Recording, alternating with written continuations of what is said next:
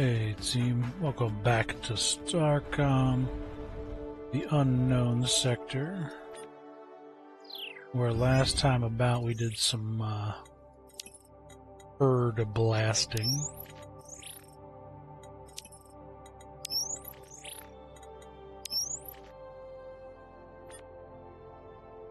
Need a whole bucket of cheerlights still. We'll get to that, I'm sure. I have to talk to the Alethea about something. Something I picked up. After your report regarding your actions with the Nimian, Commander Yu sent us to make more formal diplomatic contact with them. We were mostly impressed with the Atlas's combat performance. They made a gift of a portion of their war spoils. Alright, shit.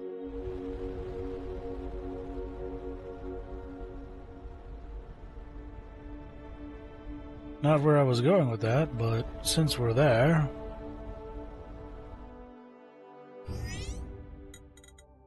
What do we need still? 6 etherine, 3 adamantine?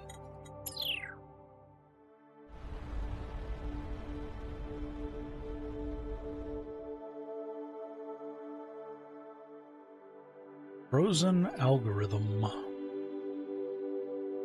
Also still have to figure out what that star is. Go back and do some mining. There's something by the Nimian homeworld I gotta figure out as well.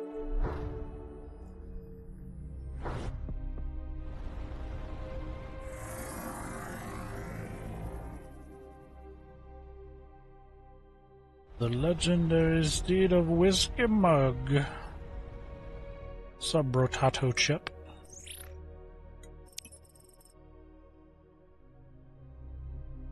Too expensive for my blood.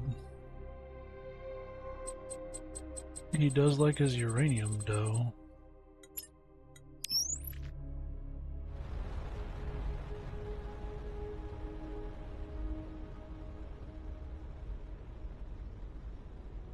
Wait, that isn't the thing I wanted to talk to Dulcin about. The fuck? We picked up some weird jade circle thing.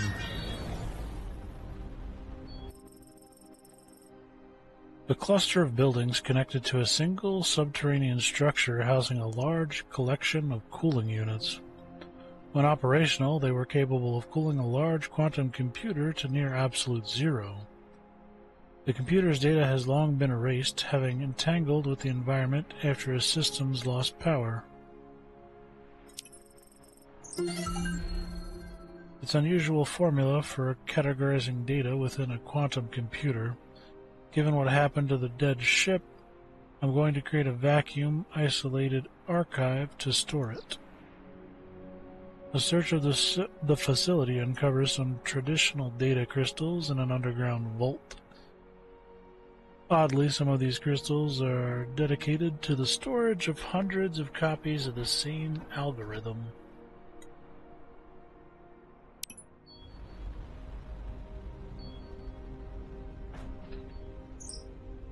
The Seleno's lab has a quantum computer. Maybe Dr. Rama will have an idea what the algorithm does.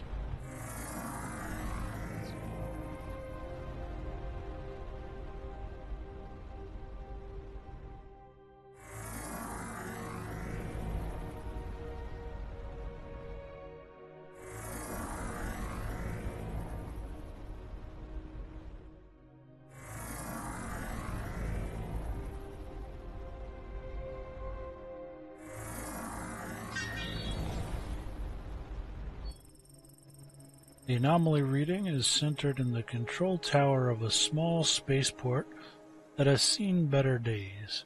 Looks like the inhabitants have mostly abandoned the space commerce and rely on old-fashioned agriculture.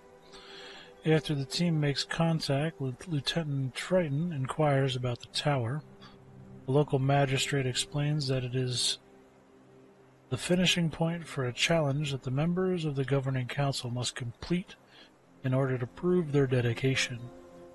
After some back and forth, the magistrate promises that if any member of the survey team can complete the ordeal, they would be allowed to examine the tower's contents. The magistrate seems entertained by the idea of the team trying, and if serious, they can present themselves to the current council at sundown. In the Council's chambers, Lieutenant Rhea observes that the members have a distinctly different phenotype from most other inhabitants. They are all at least 3 meters tall, approximately 250 kilos, covered in natural armor, and eyes all around their head. Okay.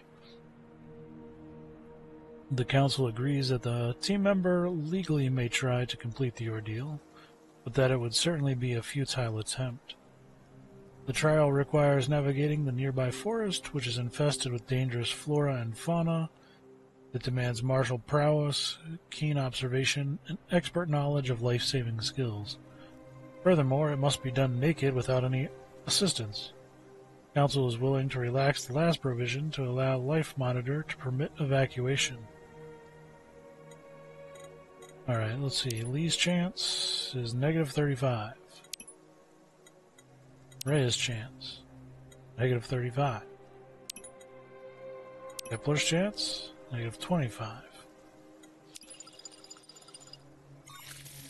Nope. Surveylander swoops in to rescue Kepler from the jaws of a terrifying carnivorous plant.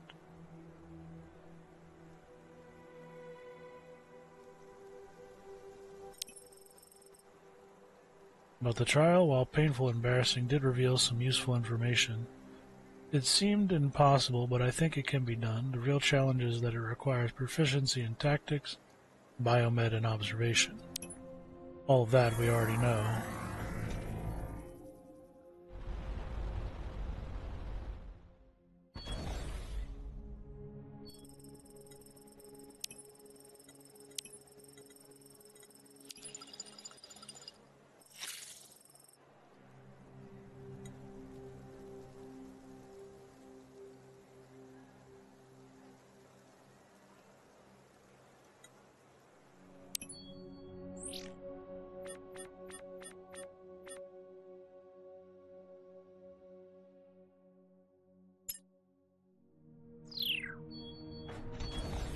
Alright, Reyes, this is it. You got this.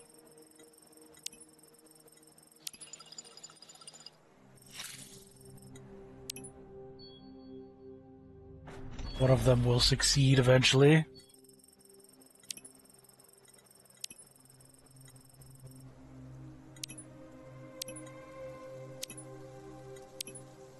Oh no. We gotta travel back. Son of a bitch.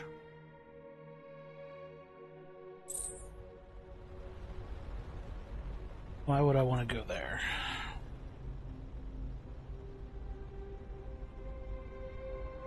I don't. Nimian. Nimian was what? Something close to the home planet. According to whatever that derelict station said.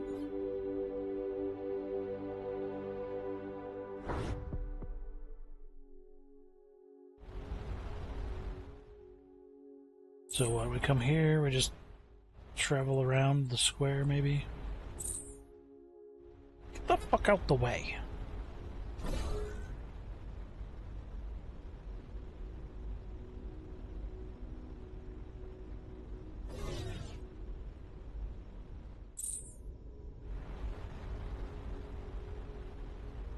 I swear.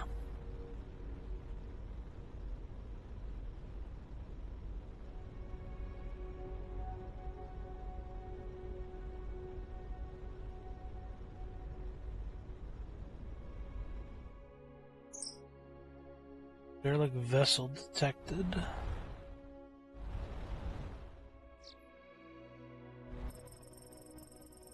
Alien vessel. This vessel has been shredded with high-energy weapons, and its valuable resources stripped away. Inside, despite the size, only a single deceased Emir is found at the command station. Judging from the status of the ship's systems, they were probably caught completely off guard by whoever attacked them. The comms array has the last outgoing voice message in the buffer. Hidden tomb. Last resting place of Akjuk Empire ruins. Go alone. Legion scepter. Unexpected void disturbance. There's parallel data stream with a set of coordinates.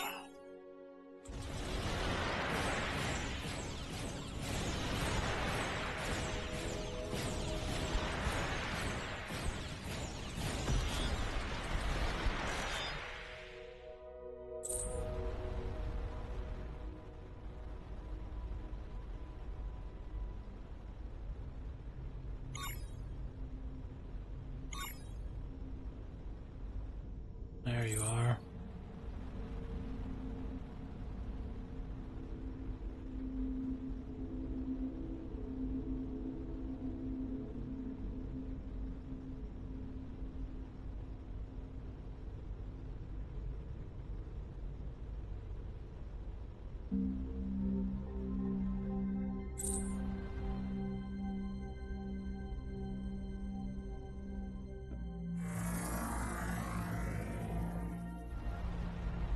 Or not? Oh, it's out there. Okay. I can dig that at least.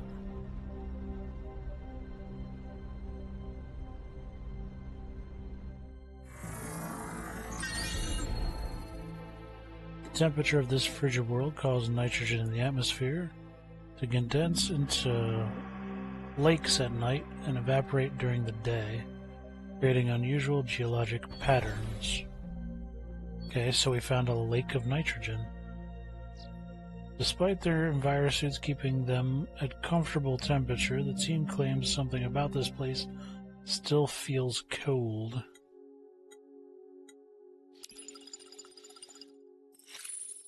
After a lengthy search, Lieutenant Triton realizes that the Universal Translator had taken the liberty with the text, Magnetic North Pole.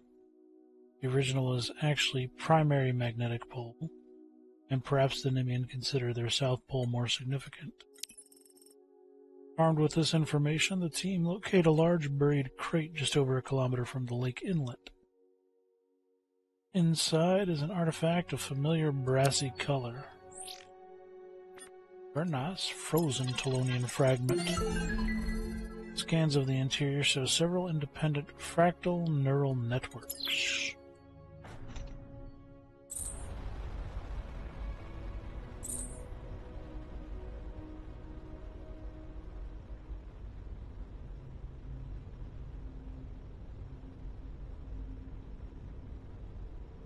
Still have to explore that star, I keep forgetting about it.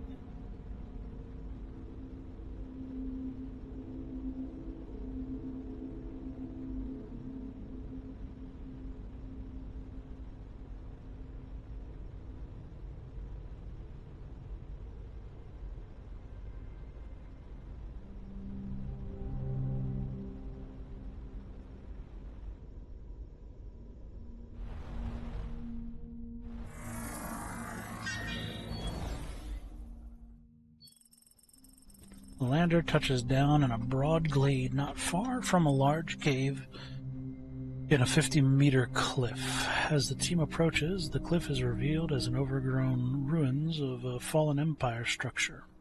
Cave opening is an archway. There's clear signs that the interior has been modified from its original layout. Some passages have been sealed off with large blocks.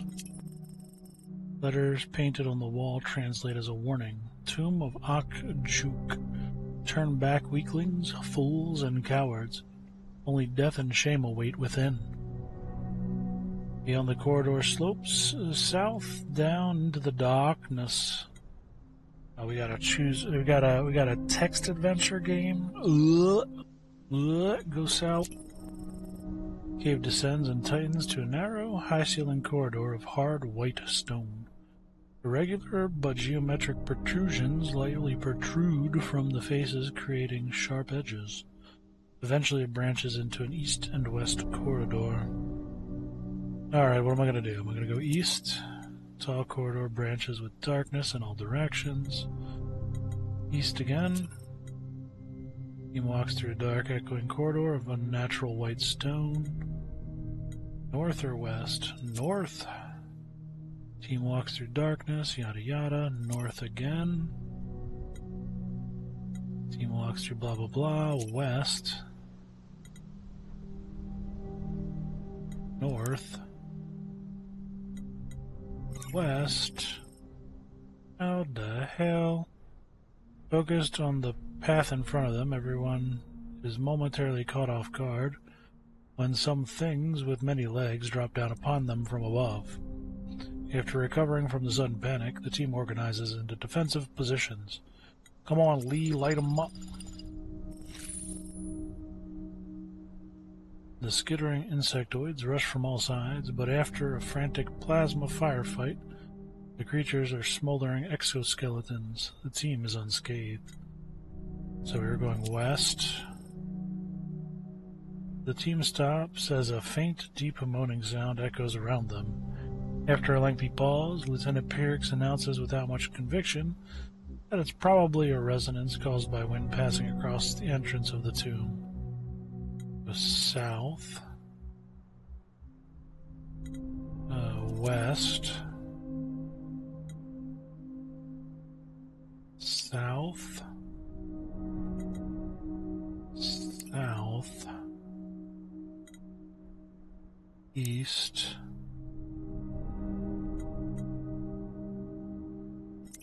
East. Dim light from the cave entrance to the north, corridors of irregular white material. Okay, so that was just a loop that I made. I'm doing it in my mind, which I'm trying to. So south, east. So we went east that time. Let's go south this time. South. This section of the corridor is marked by several large splotches of green-black color, which the team scanners identify as a compound of copper oxide and complex organic molecules. East again, so we went this way, this way, this way. This way, south, no, west, south. Tall corridor branches in all directions. East again. Lying against the wall is the skeleton of an Emir in a full battle vacuum suit. Clutched in his hand is something that resembles a battle axe. In his pouch pocket are some copper coins, and carefully tucked into a bracer is a roll of animal skin with a crude drawing dyed into it, along with some glyphs in green copper-based pigment. The universal translator identifies the glyphs as Fallen Empire, representing from top to bottom, travel, story, rest. The mere written language uses similar glyphs as the Fallen Empire. If that's what it is, a more likely set of meanings are arrival, deception, death.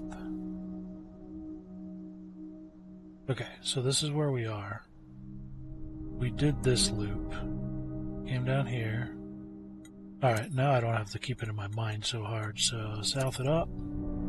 West it up. South. No, south. South. South. Does anyone else smell something like a musty, decaying odor? It's literally impossible that you smell anything. Our suits don't take in outside air. It's a psychosomatic effect.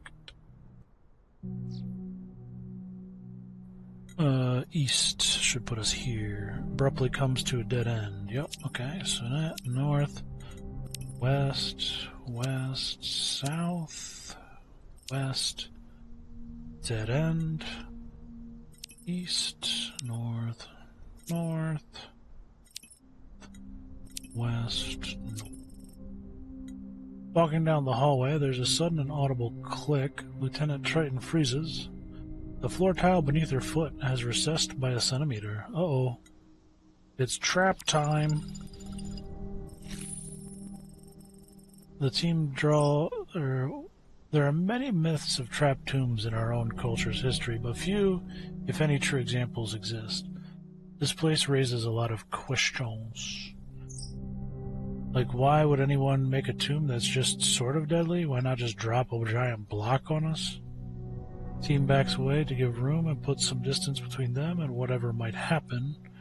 After a few seconds, Lieutenant Gleese orders everyone to move to their location. Moments later, the air around them is filled with flying projectiles. Gleese explains that the trap had raised a temporary deflection field at its location, and they made a snap judgment that made no sense if the goal was to injure the person who triggered it. So, north, east, east. A stone statue of a four-armed creature stands against one wall. One arm is outstretched with its claw open as if it once held something. The other holds a dagger thrust forward.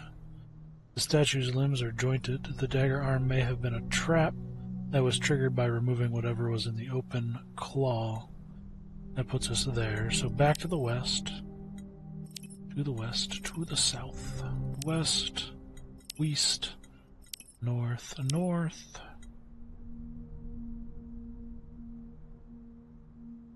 The team finds themselves unexpectedly back at the ship. Why?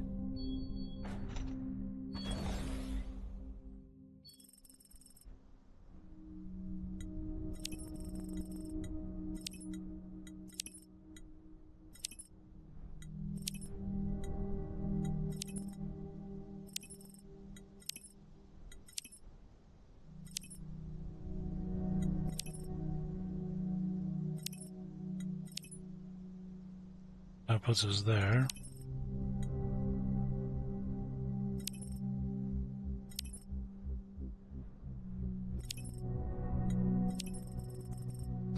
There is a guttural growl as a dark form emerges from the shadows in front of the team. The enormous beast fills the entire corridor and bares its teeth. 8 green eyes surrounding its mouth and long armored tentacles wind along every surface. Blast it. Ensign Lee command the team unleash staggered volleys of plasma fire at the eyes and mouth. Lieutenant Rhea reports biometric readings detect no significant change in overall health. It advances forward. Come on! Blast it better, Lee. There we go. Lieutenant Lee orders the team to fire at will as the monstrous creature bears down on them. Clouds of smoke fill the corridor, illuminated by the frantic blue strobe of plasma fire. In a moment, it is on top of them. The levitating microspheres can change the direction and frequency of incoming radiation, allowing them to create very realistic illusions. As it passes amidst the team, its form dissolves like the smoke from their weapons. Scans that moments before detected an enormous life form now register trillions of microscopic levitating spheres, then nothing. So it should be south, east, south, and this should bring us to the end. The team emerged to a room flooded with natural light. In the center of the room is a raised altar of white marble, carved to roughly mimic the fallen empire style, but still clearly a later addition. Resting atop is an ornate scepter roughly 1 meter in length. As the team approaches, a floating, translucent mirror emerges from one wall, created by the same illusion as the tentacled beast, and speaks in the translator identifies as Fallen Empire dialect. The Academy's practical survival test is apparently not the worst student evaluation program anywhere. It still could be the worst evaluation protocol in our universe, though. Well done, Initiate. You have bested my challenges. You are worthy of the 2nd Legion. Take my scepter to your instructor as proof of your strength, cunning, and bravery. Please reset any challenges triggered during your adventure for the next candidate. Following the source of light, they emerge at a concealed point not far from the lander. Alright. Good choose-your-own-adventure shenanigans. Love it. An adamantine scepter recovered from a strange tomb contains an unusual amount of data stored for a scepter. Seems to be several exabytes of biological and neural information.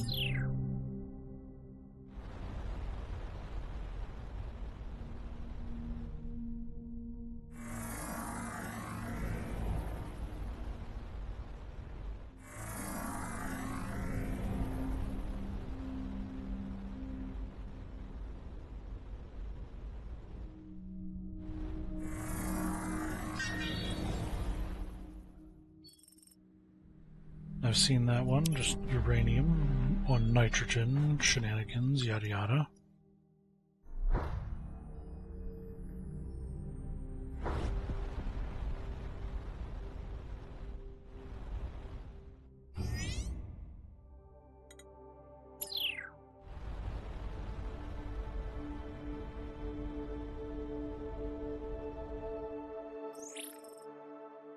Yeah, there we go. We found an item that the team thinks you may have some information on. Do you recognize it?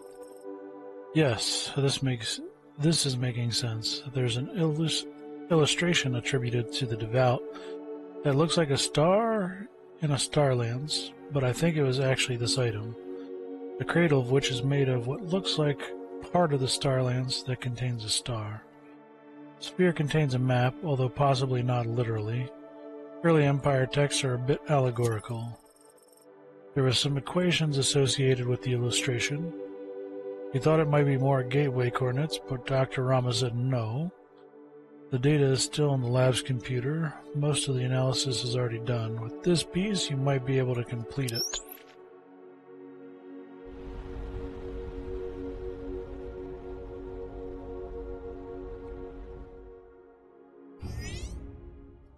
What am I trying to complete? Starlance equation. That's what I'm trying to complete. Alright. Captain Dolson alerted me about the developments regarding the so-called Starlands. I have obviously not had time to examine the results of the most recent research, but at a glance they are promising. Your team observed that the structure has some similarities to our wormhole stabilizers. It is Commodore Yu's hope that activating it will reopen the connection back to our universe. But looking at the equations for the artifact in a new light, they seem odd. It may simply be our limited understanding of remnant technology, but I would urge caution. Atlas has exceeded my expectations. It would be a shame to lose it. Was exceeding your expectations that high of a bar? More of an H-bar, but you and your crew have made useful contributions to our understanding of this universe. What a twat.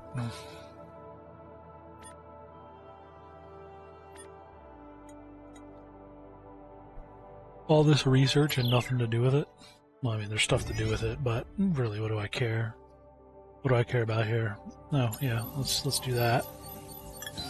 Natural decay reduction sounds good. Could do lasers. Drones are done. Could do missiles. Because why not? Could do havoc. Could do fixed guns. Well, finished fixed guns, but I don't think I need to.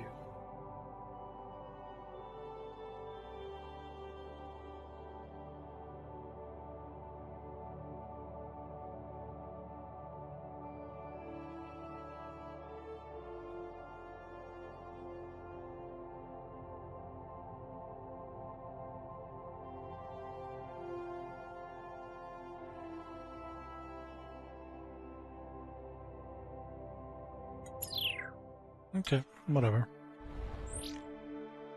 What I want to do is I want to finish up this call right here.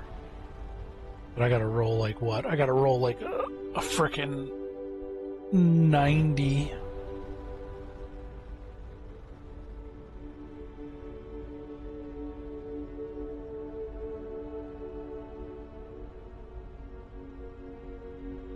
I mean, I gotta roll a 90-ish.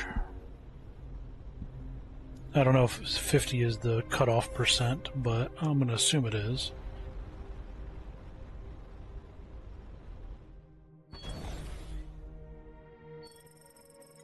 Come on, Kepler. You got this. Let's go. Damn it.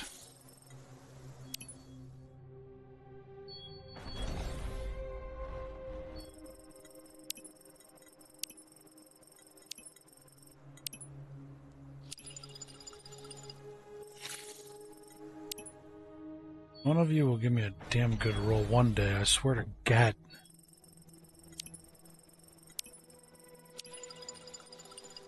There we go.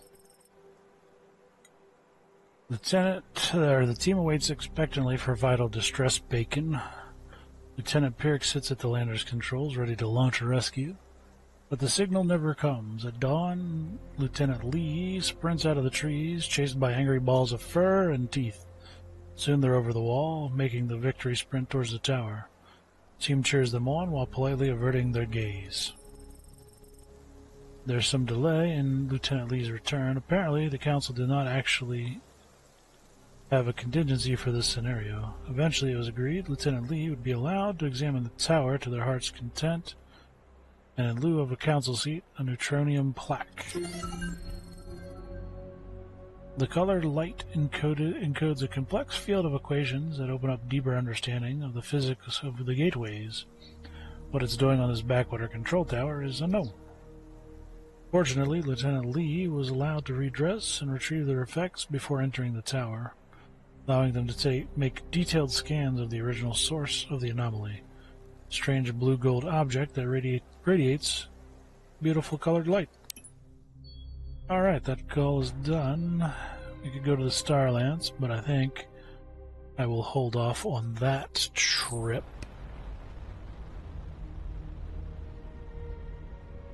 For now.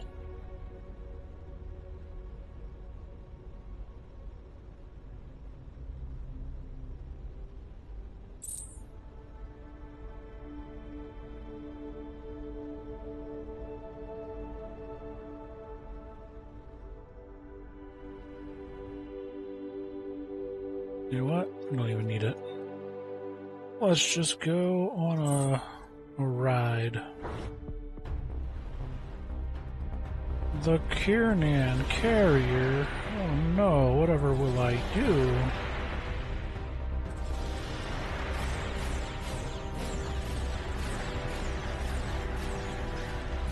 I just started a blast.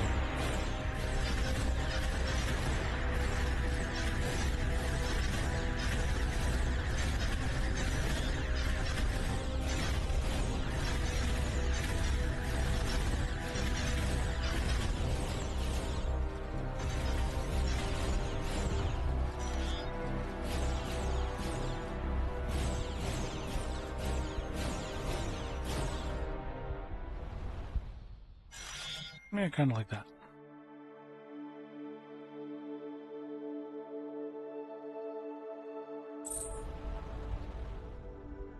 Away we go.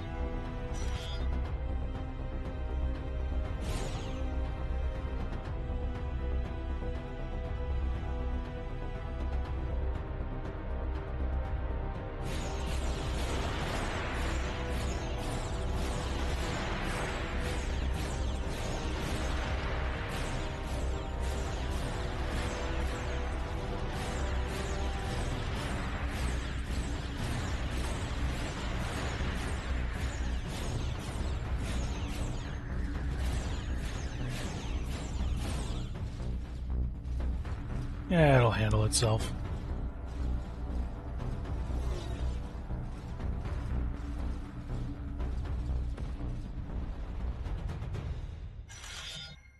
Yeah, kind of like that.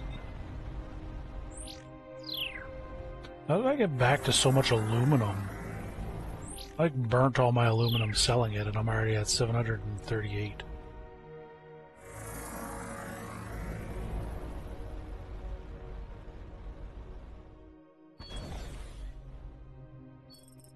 It's another abandoned miner sitting in a swamp of corrosive gas. Vessel's interior has been damaged by a leaking substance, yada yada yada. Vessel was pumping an unstable molecule into the ground which dissolved the surrounding rock. Side effect is producing a highly corrosive gas over time. Alright, and that leaves us with this star up here, and then that star down there.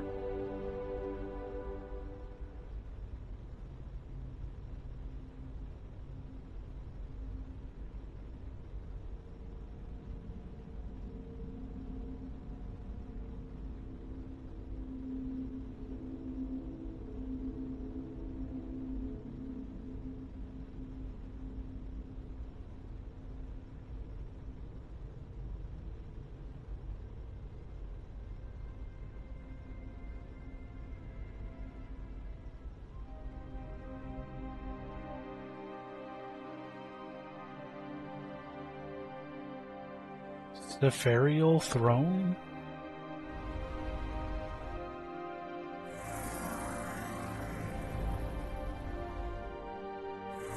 Sounds kind of angelic, if you ask me.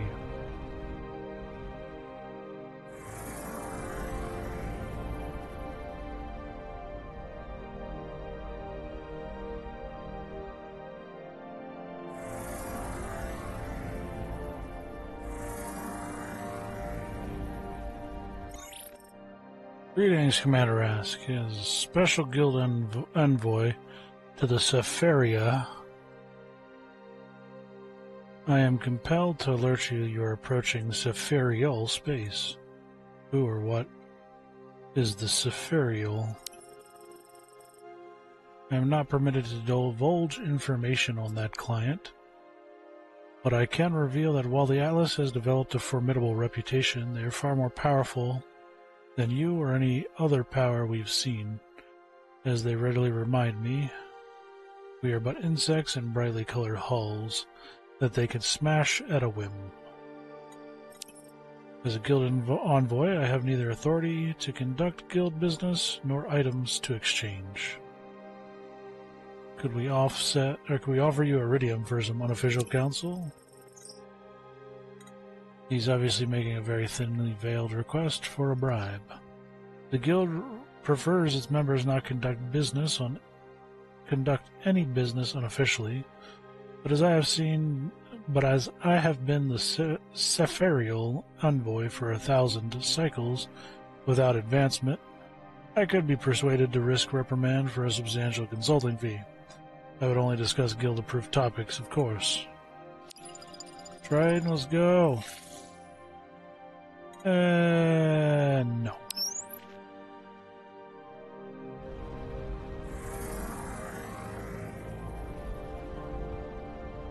We'll learn about the Sepharial the correct way. Generally, and most likely, by blasting. Scanners initially detect this as a damaged transport vessel. On closer inspection, the craft is much simpler, lacking life support, armaments, or really much beyond the absolute minimum to fly with an autopilot. It sustained moderate plasma damage to its engines, after which it must have automatically executed a controlled landing. Within the craft is a transmitter. Examining its buffer, Lieutenant Galise notes that it is designed to broadcast a random collection of pre-recorded messages referring to an evacuation and vague rendezvous.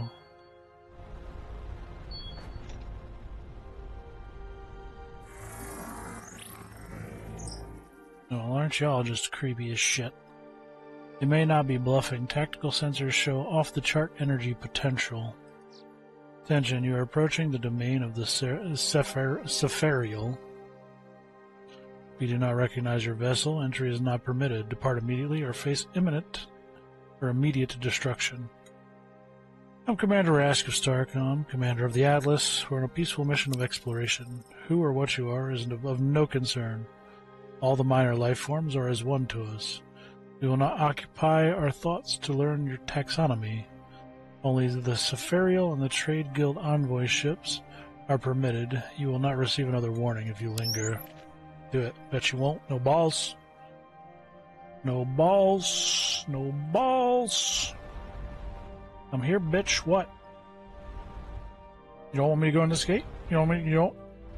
My cat-like soul is telling me to, do exactly what you don't just to be a little shit.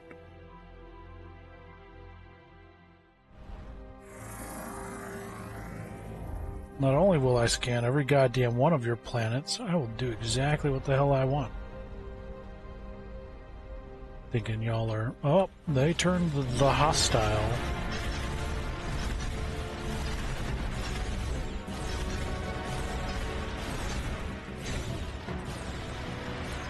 Wow, then they ripped through my shields real quick.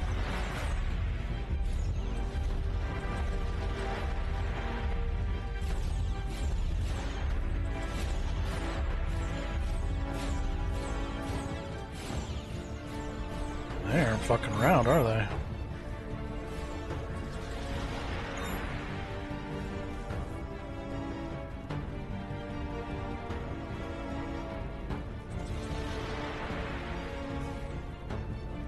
Wow. That range is wild.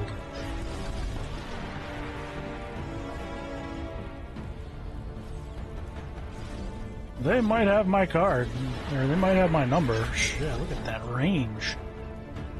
That is some wild-ass fucking range.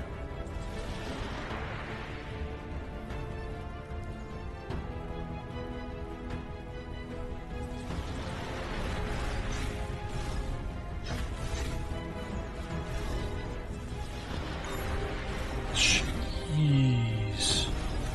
Oh yeah, I picked all the wrong ways to go, didn't I?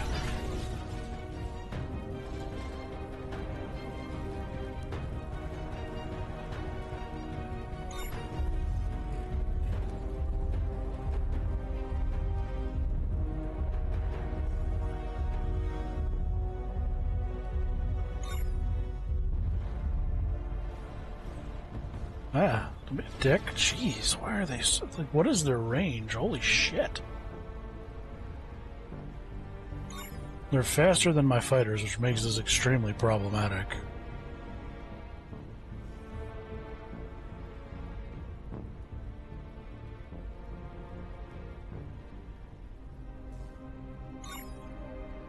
One way to do it.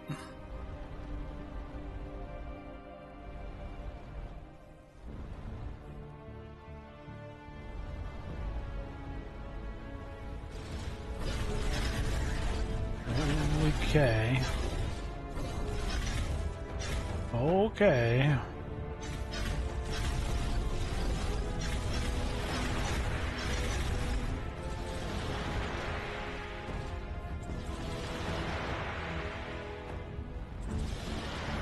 Okay. A little ridiculous with that bullshit. Damn.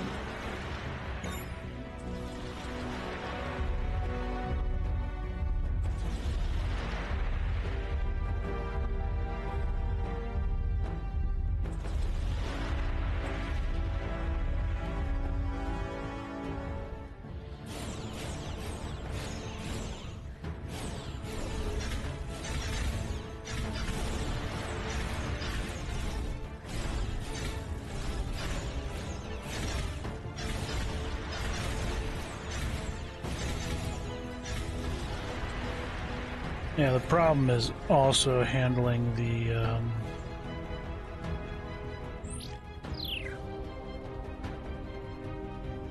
Hey, a comet. Oh, rainbow comet.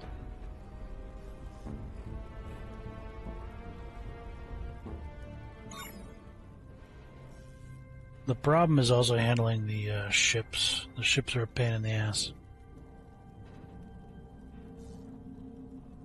They are actually putting me to the test, aren't they?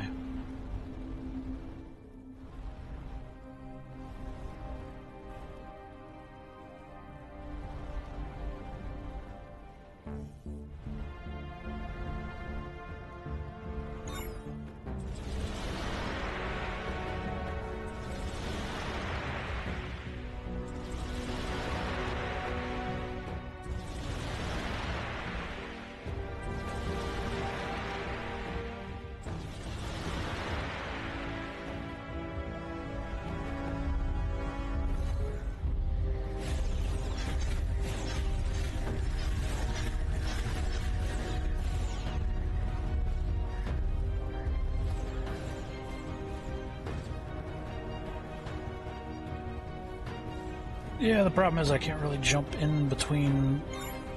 Fuck, I'm fucked.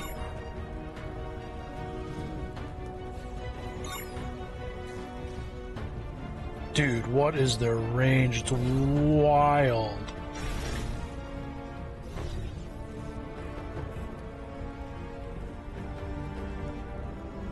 Saved us from that catastrophic damage, the elite police. Good jip.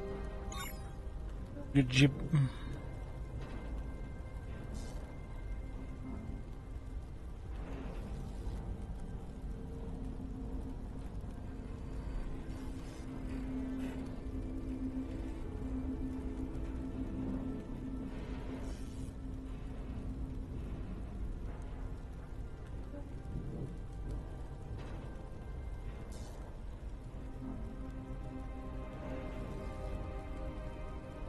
Here's a funny thought.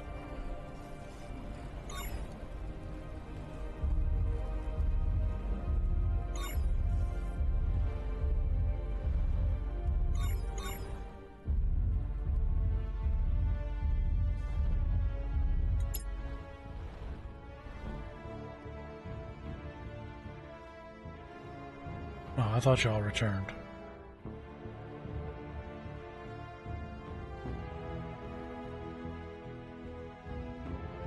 What if I take these guys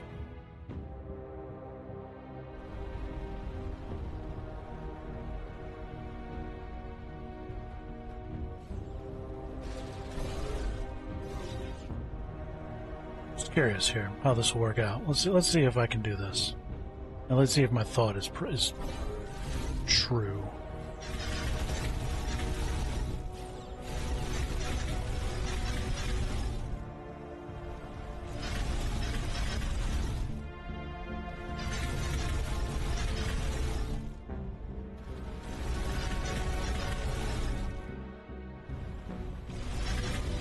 Damn it.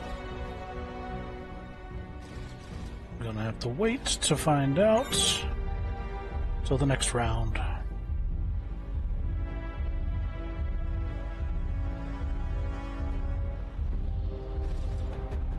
God damn, the range is wild. It's like 350.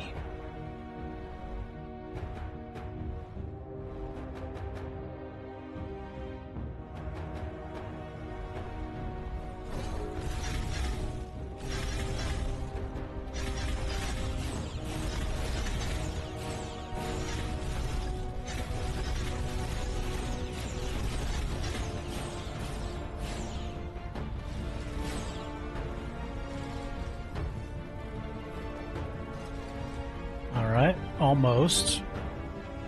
I want to strip off their engines. Because if it only has 3 ships that it's going to spawn, and I can strip off their engines and keep them out of the fight, then it doesn't matter. The stations will burn. They won't have a choice. But it'll be a matter of getting these ships out of the fight.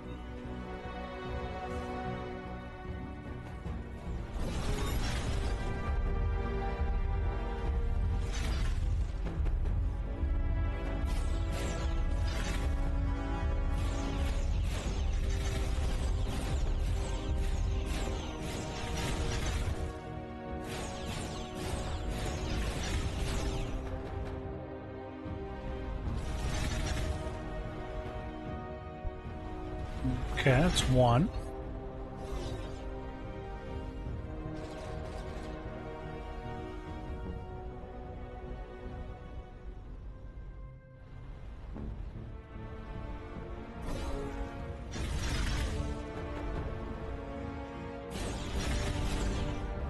Damn it.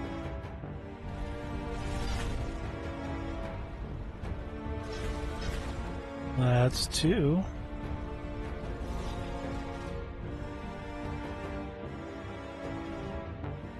Hey, how you doing? Come on down. Yeah, I want to chit-chat with you away from everything, so you can't help or assist in any way.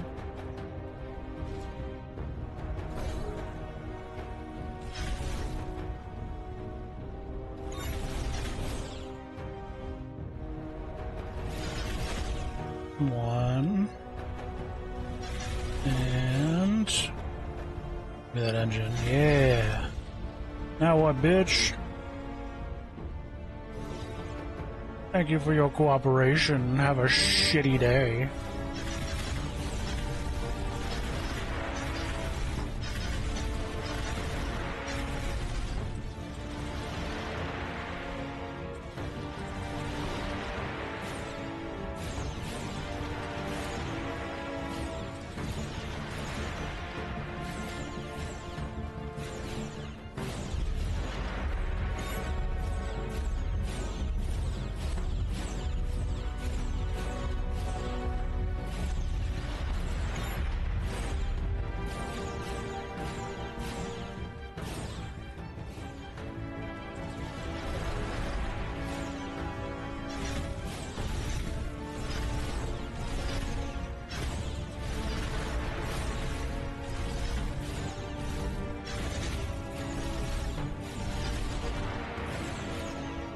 range is out. Wow, it's just a wild.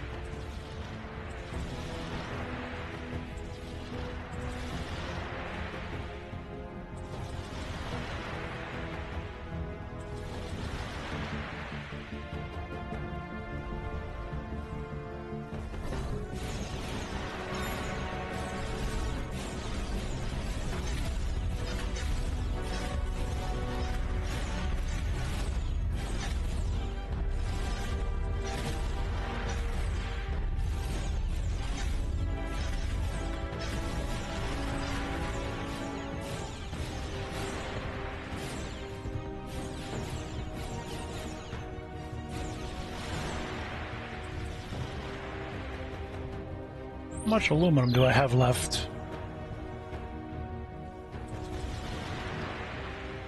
My tactic is fine. The execution is kind of painful because these things are tough as shit.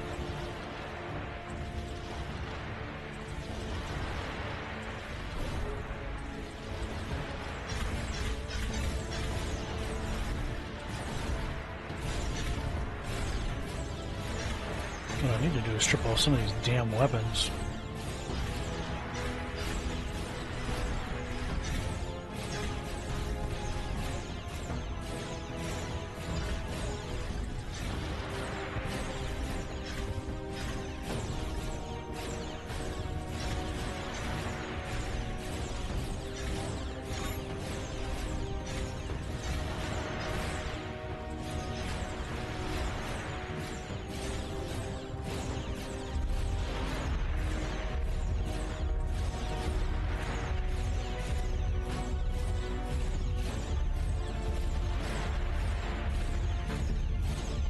Are these things just invulnerable?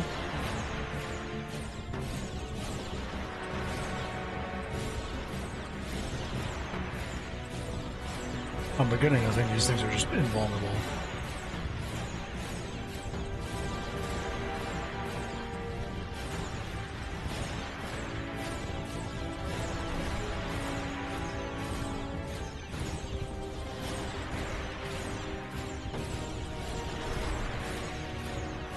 Oh, there goes a piece. Okay, they're not invulnerable. They're just tanky as shit.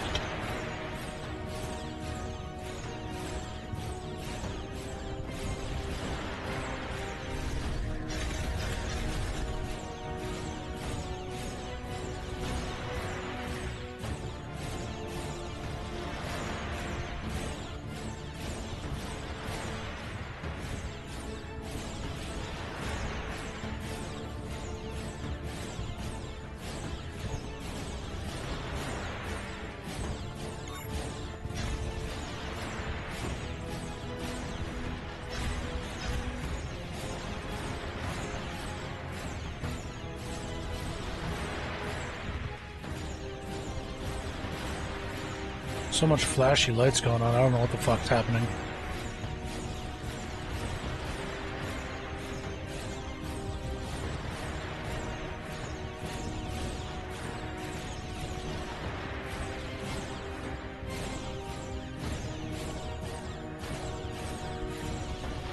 Lost a second laser beam, or it hasn't.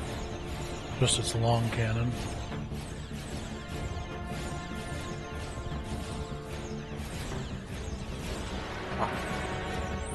This thing's just eating up fighters like it's no big deal.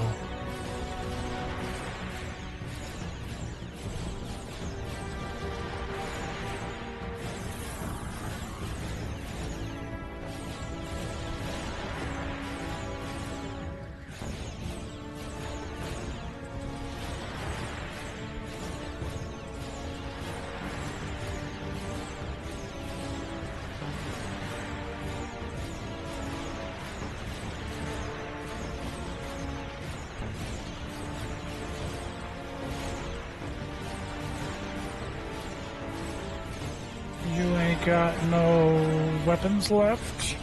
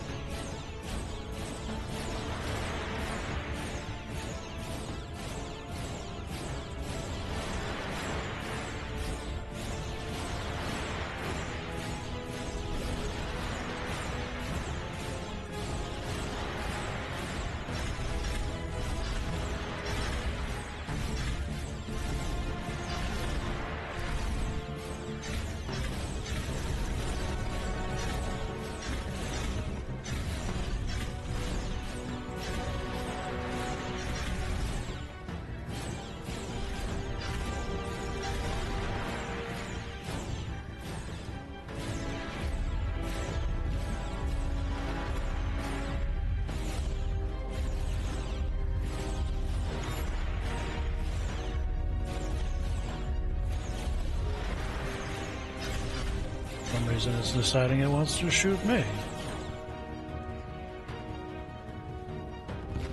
Rude.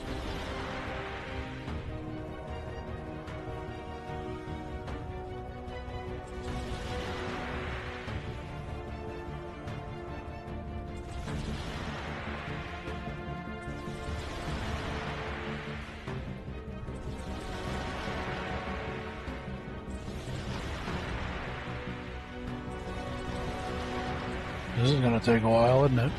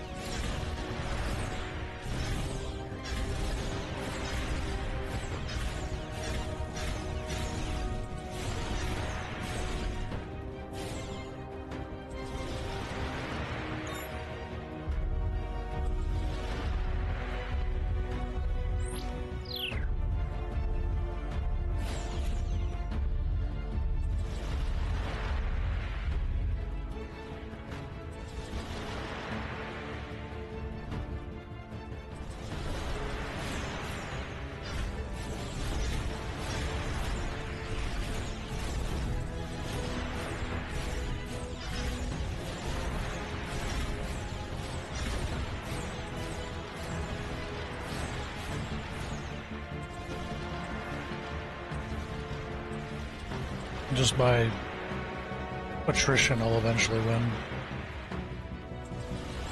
Unless I run out of aluminum, which is possible, I guess. Unlikely.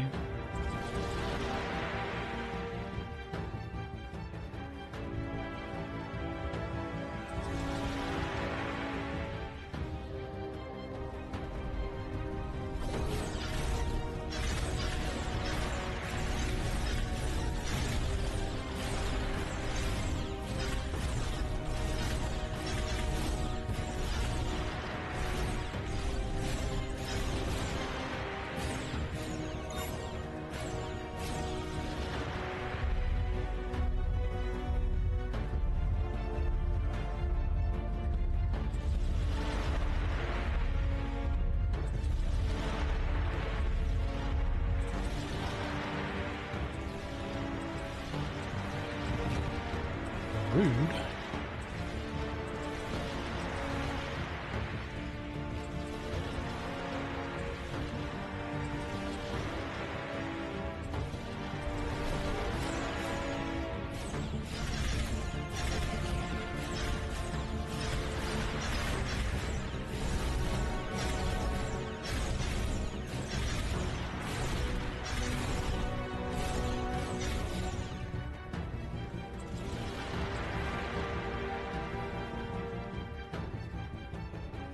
Yeah, this is just taking forever to strip anything off this son of a bitch.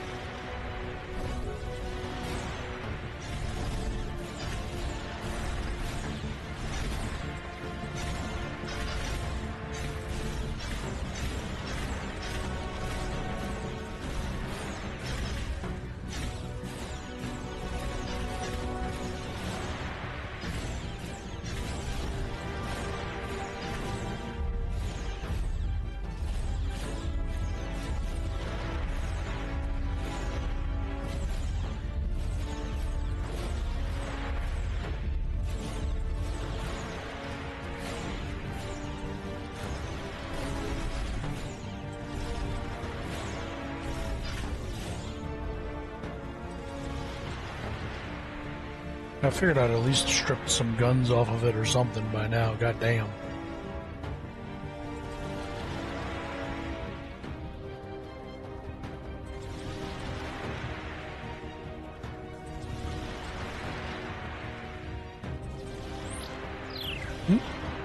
Only 600 more aluminum to go before you're safe.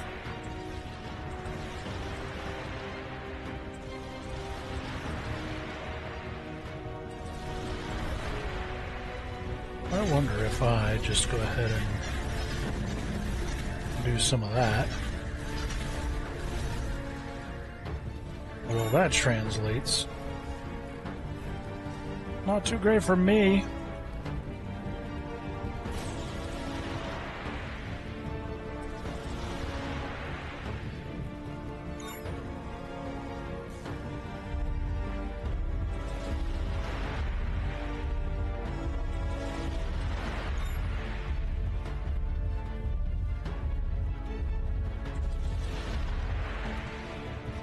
Nope, it's still gonna have me.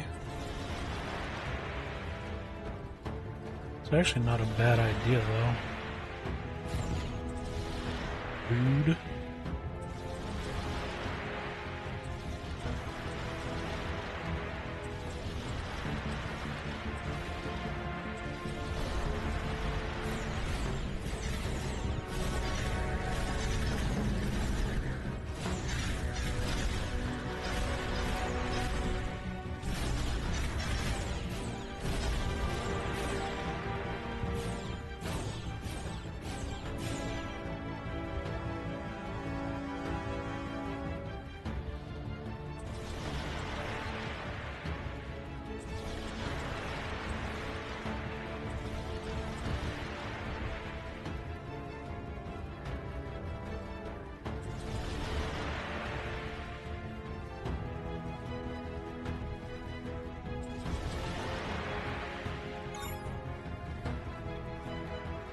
Oh, that's moving back into position.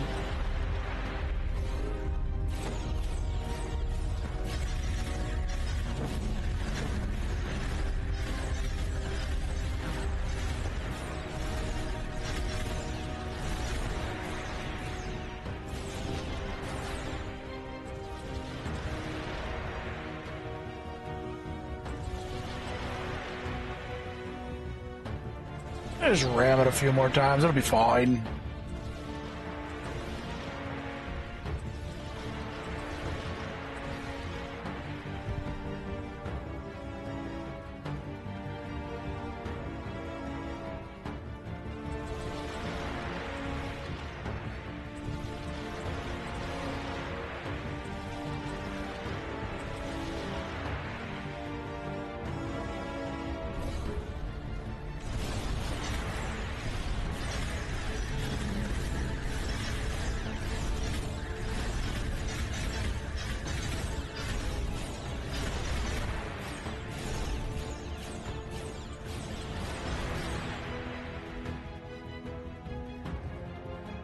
That'll be fine.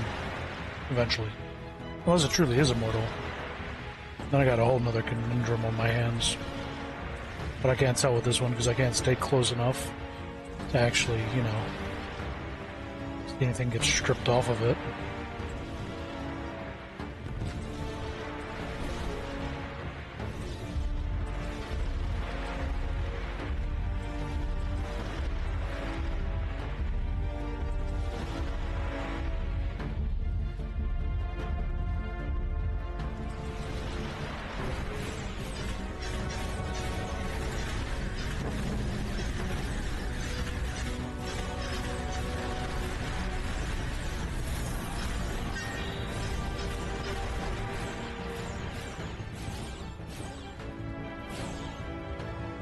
Ugh.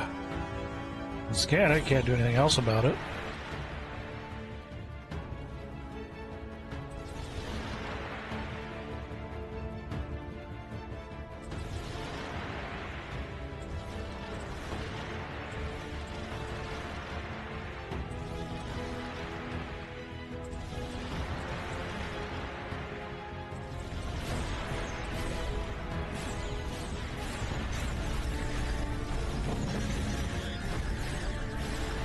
Did that finally break a part off of it or no? Chromatic comet.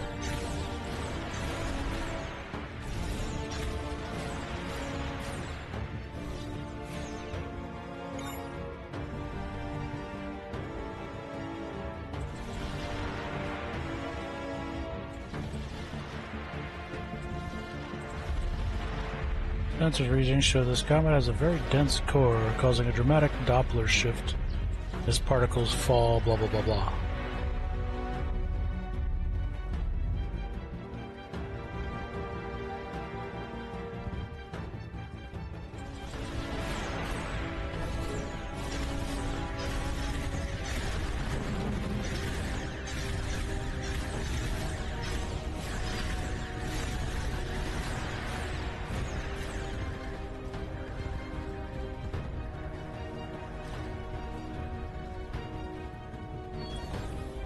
Hey, we got it. Upon entering the planet's atmosphere, the team has little choice of landing sites. An invisible tractor beam guides the surveyor down. From their constrained perspective, they are able to admire the dramatically unsupported structures and alabaster architecture. Hopes of exploring the incredible city are dashed as it becomes clear they are being guided to an underground opening. The lander is finally set down in a Spartan holding area containing various discarded containers, which presumably held recent deliveries. Containers are lined with iridium. There is one unopened container inside. The team finds a brass-colored artifact, the Sepharial Telonian fragment. So I'm supposing that's what this has all been about. Despite the limited access, our analysis of the Sepharial structure shows similarities with Fallen Empire. They may have diverged from a common point long ago. I think with that, what I'm going to do is I am going to get the hell out of here. Well, no, I'm going to scan their shit, and then I'm going to get the hell out of here.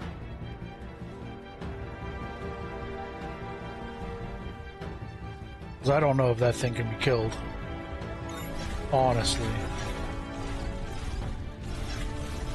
That thing's just taking a pounding for like 15 minutes straight. So...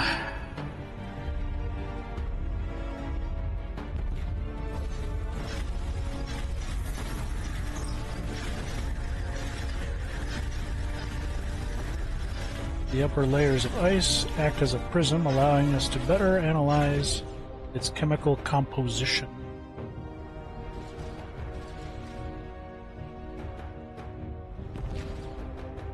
Wait for shields to come back up.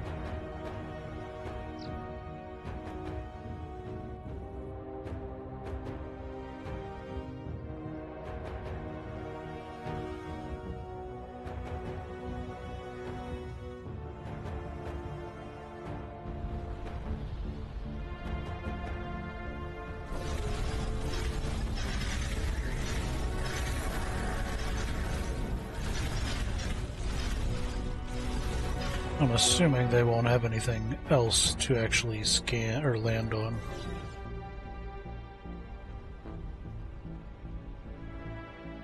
And we got the comet. I mean, we know we can kill the thrones, but this just seems tedious, to be fair.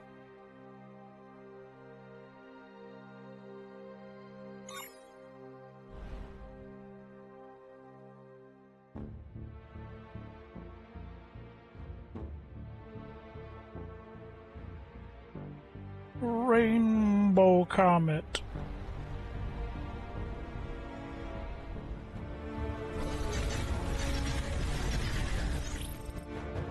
Yeah, I didn't want to talk to you. I wanted... making this difficult for me now.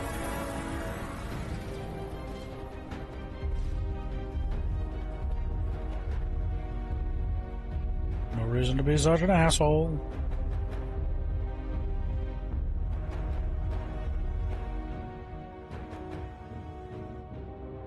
Alright, one more round.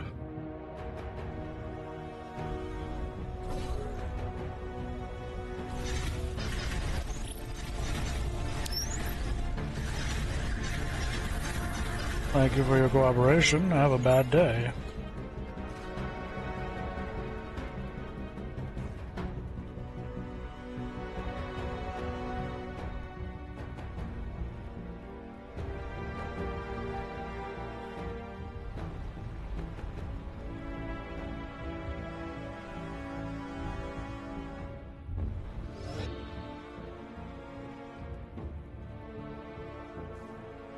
Maybe we'll come back once we are better equipped, as it were.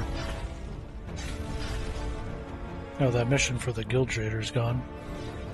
I guess that was his entire thing. He was probably supposed to get us that Telonian artifact without having to deal with the bullshit that I just put myself through. Well, 40 iridium? I'd rather put myself through that bullshit.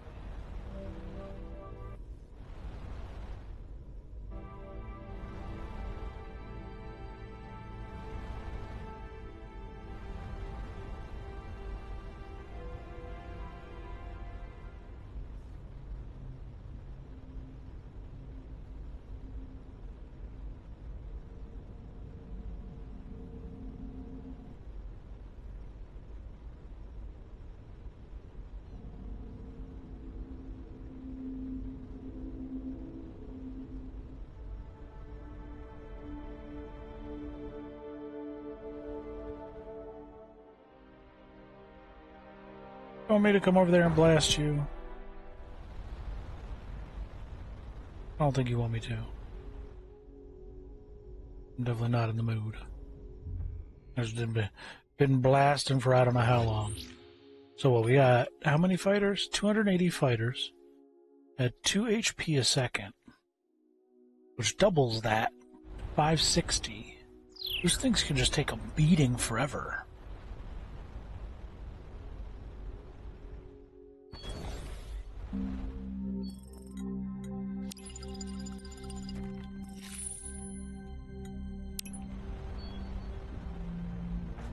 I don't know, maybe it's just endless uranium. Either hoodles.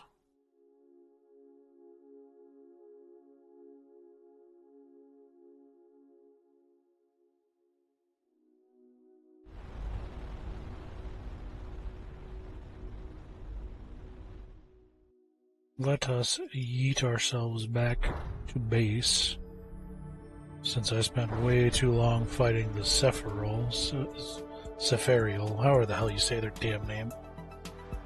Yeah, time to take a break. Y'all stay safe out there. Have a good one.